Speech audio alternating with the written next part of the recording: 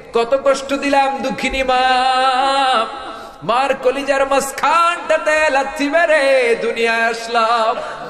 আমার মা অজ্ঞান হয়ে পড়ে রইল, আবার জ্ঞান ফেরার পর আমারে কোলে তুলে নেয়। সবাই বলল 10 মাসের কষ্ট এত তাড়াতাড়ি ভুললি কেমনে?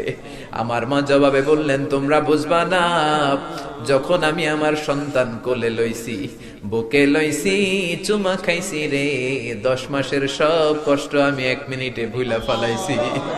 জানি না কোন ভাইয়ের ওই জনম দুঃখিনী মায়ের কবরে আগুন জ্বলে, কোন ভাইয়ের আব্বা জানের কবরে আগুন জ্বলে, দাদার কবরে, দাদির কবরে, নানার কবরে, নানির কবরে আগুন জ্বলে। আব্বা আম্মার কবরে তুমি আযাবে দিও না, দাদা দাদির কবরে তুমি আযাবে দিও না, নানা নানির কবরে তুমি আযাবে দিও না।